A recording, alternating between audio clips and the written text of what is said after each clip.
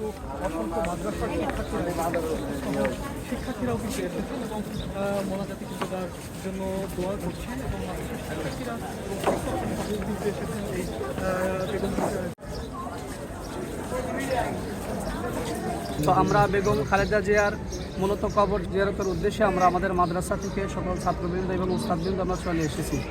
আমরা যেহেতু আমাদের উত্তেজনার কারণে বা আমাদের যে কোনো এক কারণে আমরা আসলে জানাজায় উপস্থিত হতে পারিনি, সেই ক্ষেত্রে আমরা চাচ্ছিলাম যে তৃতীয় দিনে আমরা চাইতেছি যে আমরা সমস্ত ছাত্র নিয়ে কোরআন খতম করা হয়েছে এবং সেই সাথে আমরা সকলেই এখানে এসেছি মূলত বেগম খালেদা জিয়া এবং জিয়াউর রহমান ওনাদের কবরের রুহের মাগফিরাতের উদ্দেশ্যে আমরা আসলে আজকে এখানে জিয়ারত করার উদ্দেশ্যে চলে আসি। আমরা প্রায় সকালেই রওনা হয়েছি, রাস্তায় জ্যামের কারণে আসলে আমাদের আসতে দেরি হয়েছে এবং আমরা এখানে শিক্ষক আছি আমরা 5 জন এবং আমাদের ছাত্র আছে প্রায় 50 জন।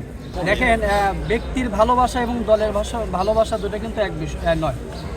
একজন মানুষের ভালো দিক যদি থাকে তাহলে তাকে কিন্তু সবাই ভালোবাসে। এখন আপনার দল আর ব্যক্তিকে দুটাকে একসাথে মিলালিত হবে না। আমরা বেগম খালেদা জিয়াকে যতটুকু আমাদের এই বয়সে আমরা দেখেছি শুনেছি বা ওনার ইতিহাস পড়েছি, তো সেই ক্ষেত্রে আমরা আমাদের ভালোবাসার জায়গা থেকে আমাদের শ্রদ্ধার জায়গা থেকে কিন্তু আমরা এসেছি। আমরা বলতেছি না যে আমরা বিএনপিকে আমরা ভোট দিই না বা এই সমস্ত বিষয়গুলো আসলে আমরা প্রকাশ করতেছি না, কারণ আমরা কোনো দল বা ব্যক্তিকে আমরা বিভেদ করছি না।